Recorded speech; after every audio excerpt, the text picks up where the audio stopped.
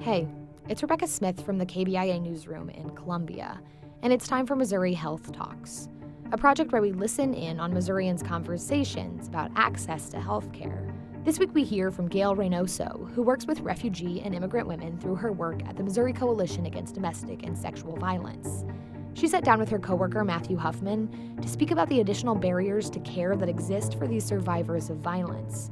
This conversation covers some tough subjects, and a racial slur is included in the audio. It may not be appropriate for all listeners. Here's Gail. What I found is that they faced similar types of abuse, the name calling, and similar types of physical abuse, and pushing and shoving and kicking and punching and those types of things. But then there were also these added layers around race and language and immigration status. And so an intimate partner might not just call you a name, they might call you a name that's also a racial slur. Some of them were married to American men, and they would say, when he's mad, he calls me a wetback. Or he makes fun of my accent. He says, you don't speak English, no one's gonna listen to you if you tell them what's happening. And the same with the financial abuse. So lots of survivors of domestic violence experience financial abuse where their intimate partners control their money.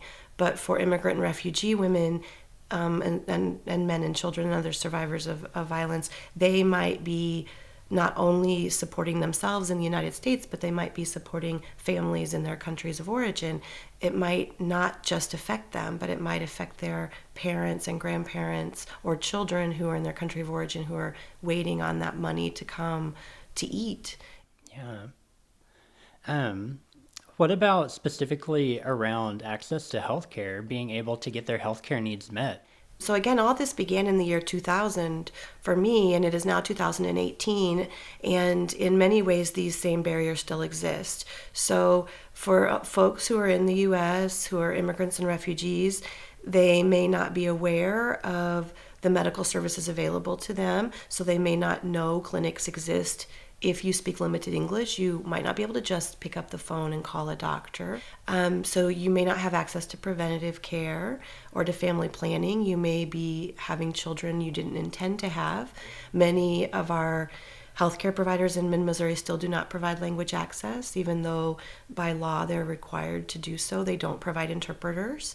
And so folks had in the year 2000 and still have limited access to preventative care, family planning, dental care.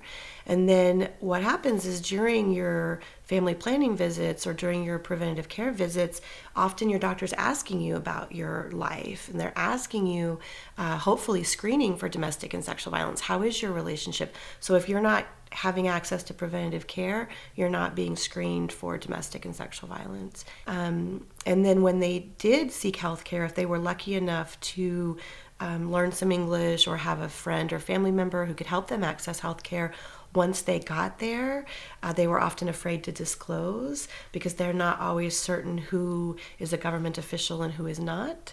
And so if I tell the doctor that my husband is assaulting me, will he call the police or will she call the police? And will my intimate partner be detained and deported, or will I be detained and deported because I'm undocumented? That was Gail Reynoso and Matthew Huffman with the Missouri Coalition Against Domestic and Sexual Violence, speaking about the additional barriers that exist for refugee and immigrant survivors of violence. That's it for this week's Missouri Health Talks. Tune in next week for more conversations from throughout the state about health and access. I'm Rebecca Smith. Thanks for listening.